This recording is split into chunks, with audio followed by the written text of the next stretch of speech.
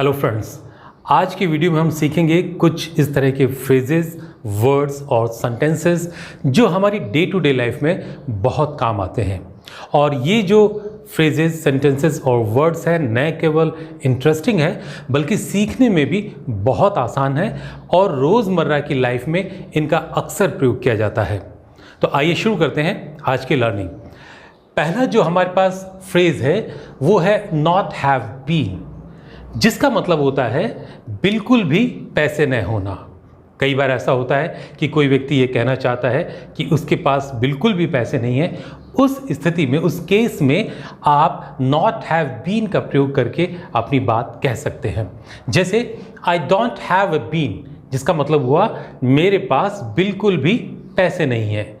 आप कहने को ये भी कह सकते हैं कि आई डोंट हैव मनी, लेकिन भाषा को सुंदर बनाने के लिए हमें अच्छी अच्छी अभिव्यक्तियों का पता होना चाहिए।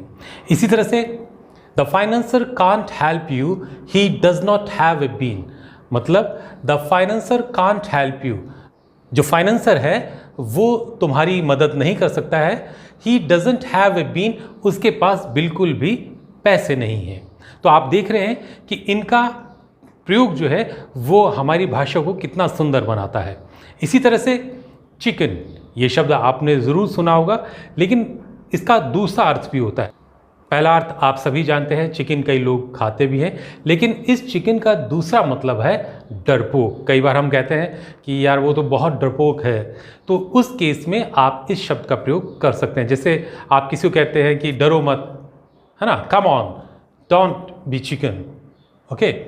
इसी तरह से ही इज़ ए चिकन, मतलब वह बहुत डरपोक है। आप इस तरह से इसका प्रयोग किसी भी इस तरह की स्थिति में कर सकते हैं। इसी प्रकार हमारे पास अगला जो फ्रेज है वो है मैस विद समवन, जिसका मतलब होता है किसी से पंगा लेना। ये जो समवन है, यहाँ आप उस व्यक्ति का जिक्र करते हैं जिससे पंगा लेने की बात कही जा रही है। जैसे कई बार हम कहते हैं, कोई किसी को कहता है कि यार उससे पंगा मतलब बहुत खतरनाक आदमी है, तो आप कहेंगे डोंट मैस विद हिम, उसके साथ पंगा मत लो। कई बार हम अपने लिए भी किसी को कह देते हैं कि डोंट मैस विद मी, मेरे साथ पंगा मत लो। तो इस तरह, इस प्रकार की किसी भी स्थिति में आप इसका प्रयोग कर सकते हैं, मैस विद समवन, किसी के साथ पंगा लेना। अगला जो फ्रेज है वो है मेक इट बिग। इसका मतलब होता है बहुत बड़ी सफलता प्राप्त करना, चाहे वो किसी भी फील्ड में हो, चाहे आपके एजुकेशन में हो, पॉलिटिक्स में हो, सिंगिंग में हो, डांसिंग में हो, मॉडलिंग में हो, किसी भी क्षेत्र में बहुत बड़ी सफलता प्राप्त करनी हो तो उसके लिए मेक इट बिग कहा जाता है। जैसे I want to make it big in singing, मतलब मैं गायन में बहुत बड़ी सफलता जो है वो हासिल करना चाहता हूँ। या दूसरा जो हमने वाक्य लिया है, Sushant made it big in films, मतलब सुशांत ने फिल्मों में बहुत बड़ी सफलता हासिल की। इसको आप टेंस के अकॉर्डिंग, मेक को टेंस के अकॉर्डिंग बदल देंगे, ओके। नेक्स्ट जो हमारे पास फ्रेज है वो है लेट समवन डाउन, जिसका मतलब होता है किसी को निराश करना। यहाँ वही बात, समवन का प्रयोग जब आप करते हैं तो इसका मतलब है कि जिस व्यक्ति के लिए आप निराश होने की बात कह रहे हैं उसका जिक्र आप यहाँ कर देंगे। जैसे कोई किसी को कहता है यार तुम मुझे निराश मत करना, तो वो क्या कहेगा, डोंट लेट मी डाउन, तो समवन की जगह हमने मीन लगा दिया। इसी तरह से डोंट लेट अस डाउन, मान लीजिए पेरेंट्स अपने बच्चों को कह रहे हैं कि आप परीक्षा में अच्छे से तैयारी करना और हमें निराश मत करना, तो उन्होंने क्या कहा, डोंट लेट अस डाउन, हमें निराश मत करना।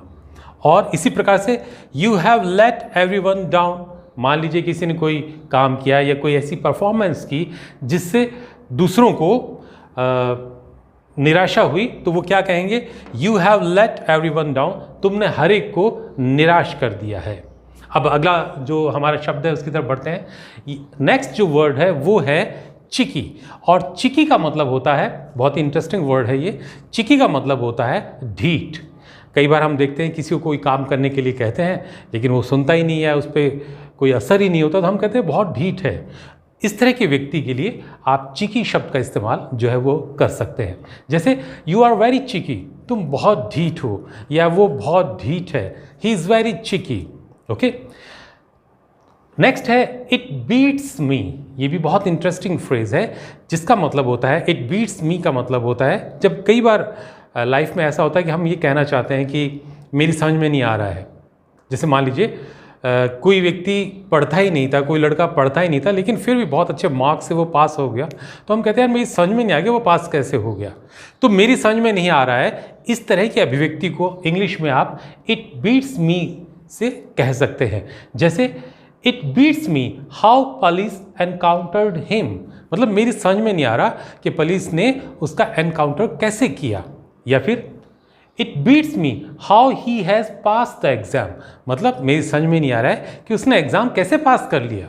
मतलब जब कभी आपको ऐसा लगता है कि उस व्यक्ति ने ये काम कैसे कर लिया या कोई व्यक्ति ये काम कैसे कर सकता है, उस स्थिति में आप इट बीट्स मी का प्रयोग करके अपनी बात को जो है कह सकते हैं। नेक्स्ट है बी बीट। बी बीट का मतलब होता है थका हुआ होना।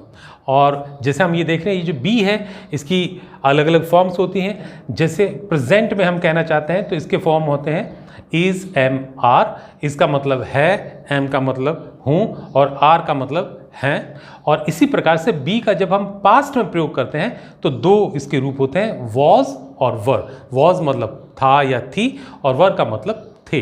अब जब हम कहते हैं बी बीट तो इसका मतलब हो गया थका हुआ होना। जैसे ही इज़ बीट, वह थका हुआ है। यहाँ हम प्रेजेंट की बात कर रहे हैं और एक वचन के लिए हमने वहाँ से इज़ लगा दिया। जैसे हमें कहना हो वे थके हुए हैं तो हम कहेंगे दे आर बीट। इसी तरह से she can't cook now, she is beat, वह अभी खाना नहीं बना सकती है।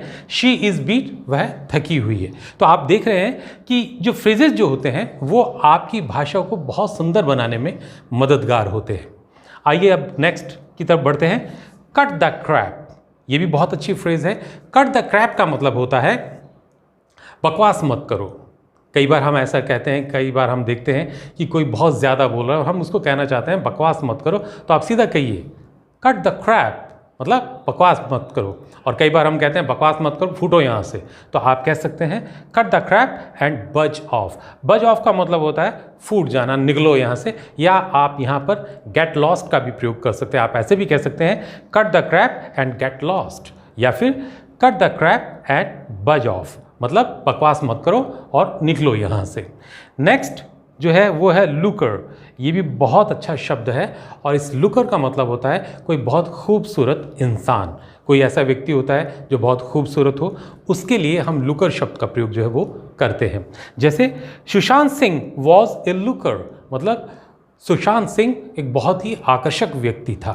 तो आप देख रहे हैं कि ये जो फ्रेजेस या वर्ड्स हैं ये कुछ अलग हटके हैं। कई बार हम देखते हैं कि कोई इंग्लिश में बात कर रहा है या हम कोई मूवी देखते हैं तो वहाँ हम देखते हैं इस तरह के शब्द आते हैं और हमें लगता है इंग्लिश कठिन नहीं है। इंग्लिश कठिन नहीं है, ये ज़रा अलग हटकर इनका प्रयोग होता है और इस तरह का प्रयोग जो है वो हमारी भाषा को दमदार बनाता है, वज़नदार बनाता है और इनका प्रयोग करने से हमारी भाषा जो है वो बहुत आकर्षक लगती है, चाहे स्पोकन की बात हो या राइटिंग की बात हो।